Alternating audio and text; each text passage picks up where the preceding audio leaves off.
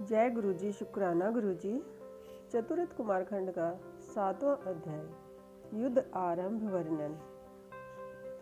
ब्रह्मा जी कहते हैं, अब हरि आदि देवताओं पर इसका और भी प्रभाव पड़ा और वे ताल ठोक कर सिंहनाद करने लगे।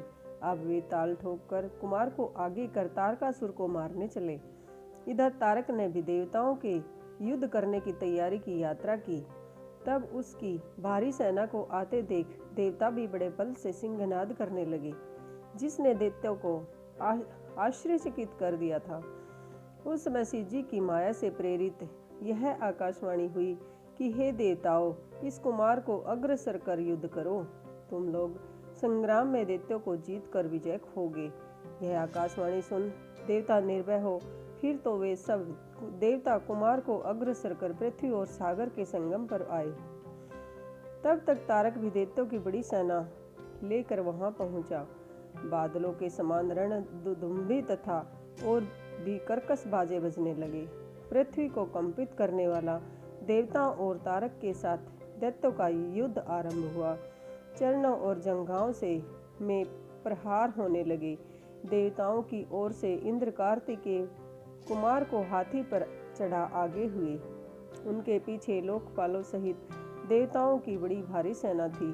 तब तक कुमार इंद्र का हाथी छोड़ एक दूसरे रतन जड़ित यान पर जा चढ़े।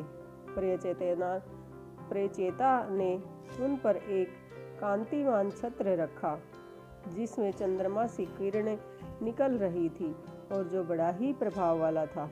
फिर तो देवता और दैत्य अपनी अपनी सेना को चक्कर व्यूह बंद कर ऐसा घोर गर्जन करने लगे, जिसे सुन कायर भागने और सूर सुखी होने लगे। इसी समय दोनों पक्षों ने भयानक युद्ध आरंभ किया। क्षण मात्र में पृथ्वी रुंड मुंडों से व्याप्त हो गई। सैकड़ों और तथा हजारों वीर कट कट कर पृथ्वी पर गिरने लगे। कबंध नाचने लगे, रक्त की नदियां बहने लगी। सैकड़ों भूत प्रेत आ गए। गीदड़ और गीदड़ी अनेक प्रकार से मांस भक्षण करने लगे। इसी समय महाबली तारक ने एक बड़ी सेना लेकर देवताओं पर प्रचंड आक्रमण किया। युद्ध में उल्लासित इंद्र आदि देवता उसे रोकने लगे, परंतु वह न रुका। फलत देवताओं ने अद्भुत पराक्रम कर दैत्यों का नाशकारी बड़ा घोर युद्ध हुआ। इतने में दिति पुत्र तारक अकेले इंद्र से युद्ध करने लगे, मानो यमराज और जम दोनों युद्ध कर रहे हों। यह देख अन्य देवता भी सब दैत्यों से पृथक पृथक युद्ध करने लगे। नेत्रों सहित वरुण बल नामक दैत्य से, वायु सुवीर से और पवमान का कुबेर के साथ युद्ध होने लगा। इसी प्रकार ईशान से निशुंभ, शुंभ का शेष जी से और कुंभ नामक दैत्य चंद्रमा से युद्ध करने लगा। एक ने दूसरे के साथ स्पर्धा से युद्ध किया, एक दूसरे से दुर्योध्य हो गए। देवता और दैत्य एक दूसरे से विजय करने के लिए महायुद्ध करने लगे। अनेकों असुर कट कर गिरने लगे। उनके नष्ट होने से वह युद्ध भूमि बड़ी भयानक और अगम्य हो गई। जय गुरु जी। शुक्राना गुरु जी। चतुर्थ कुमारखंड का 7वां अध्याय समाप्त। ओम नमः शिवाय। शिव जी सदा सहाय। ओम नमः शिवाय। गुरु जी सदा सहाय।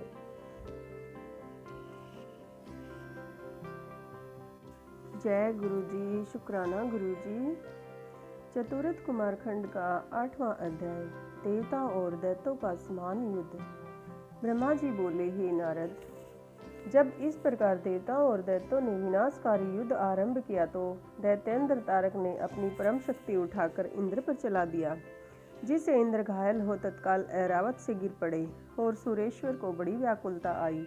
इसी प्रकार अपनी रणकुशलता से असुरों ने सभी लोकपालों को परास्त कर दिया और अन्य देवताओं को भी मार मार कर भगा दिया। असुर जयी हो सिंहनाद करने लगे। बड़ा कोलाहल मचा। यह देख वीरभद्र को बड़ा क्रोध आया। वह वीरगणों से वेष्टित हो तारक के निकट जा उसे भीषण मार मारने लगे। जयी दैत्य मिलकर उनसे भीषण युद्ध करने लगे। त्रिशूल, सृष्टि, पास, खड्ग और पटिश आदि आयुधों का प्रयोग हुआ। उसी समय वीरभद्र ने त्रिशूल मारकर तारक को अत्यंत घायल कर दिया। वह क्षण मात्र के लिए मूर्छित हो पृथ्वी पर गिर पड़ा। जब चेतना आई तब वीरभद्र पर अपनी शक्ति का प्रहार करने लगा। तारक बड़ा प्रबल और सम्मत था। उसने संकेत कर सब दैत्य को देवताओं पर प्रेरित कर दिया। देवता भी संगठित हो उन पर अनेकों अस्त्र शस्त्र बरसाने लगे। रोमहर्षण युद्ध हुआ। वीरभद्र और तारक बड़े वेग से युद्ध करने लगे, मानो बुध और मंगल युद्ध कर रहे हों। हे नारद, तब वीरभद्र के इस युद्ध को देखकर शिवजी के प्रिय तुम वीरभद्र के पास गए और बोले, हे महावीर वीरभद्र, तुम अपने गणों के अगुआ अवश्य हो, परंतु तुम्हारे द्वारा तारक का वध होना ठीक नहीं है, अतः तुम इस युद्ध से हट जाओ।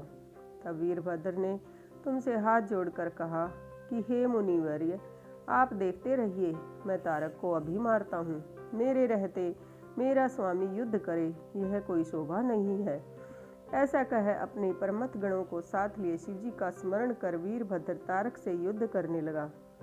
उसके सभी गण 3 नेत्र वाले थे और वह स्वयं वृषभ पर चढ़कर युद्ध कर रहा था। बलि देते देवताओं के साथ विकट संग्राम करने लगे। कुछ ही देर में वीरभद्र के प्रबल गणों ने भीषण मार मार कर असुरों को परास्त कर दिया। असुर युद्ध स्थल छोड़कर भाग चले। तब अपनी सेना को भागते देख तारक क्रुद्ध हो देवताओं को मारने लगा। वह 10,000 भुजाएं धारण कर सिंह पर चढ़ बड़े वेग से अपने सिंह द्वारा देवताओं को रणस्थल में गिराने लगा। तब उसके इस पराक्रम को देख गणों के अग्रणी वीरभद्र ने उसे मारने के लिए बड़ा ही कोप किया।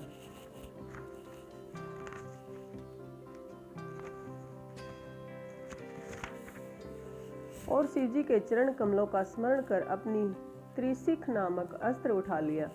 परंतु महाकोट की तारक ने भीषण संग्राम कर उसी क्षण वीरभद्र को मारकर युद्ध भूमि से भगा दिया। फिर तो उस महाकुपित असुर ने देवताओं पर अपने बाणों की झड़ी लगा दी। देवता युद्ध भूमि छोड़कर भागने लगे। अब उन्हें भागते हुए देख स्वयं विष्णु जी अपने आयुधों सहित उससे युद्ध के लिए आगे बढ़े। विष्णु जी और तारक का महायुद्ध हुआ। उस रोमहर्षण युद्ध को सभी बड़े ध्यान से देखने लगे। हरि ने बड़े वेग से दैत्य पर अपनी गदा का प्रहार किया। परंतु उसी क्षण उस दैत्य ने त्रिशिख बाण मारकर उसके 2 टुकड़े कर दिए।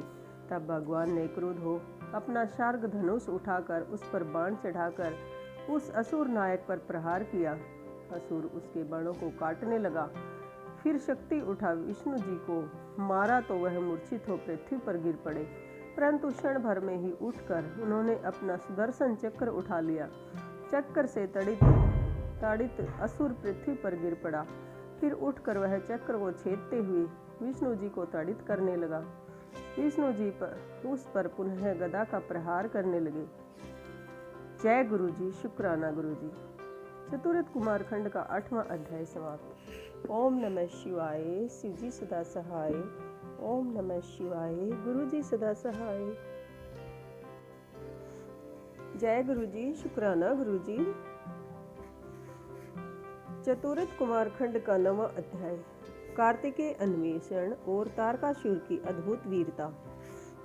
ब्रह्मा जी बोले, हे नारद, जब मैंने इस प्रकार तारक से युद्ध करते देखा तो कुमार जी के पास जाकर बोला कि हे देव, मैंने तारक को वर दिया है कि जिससे वह विष्णु आदि किसी के मारने से नहीं मरेगा।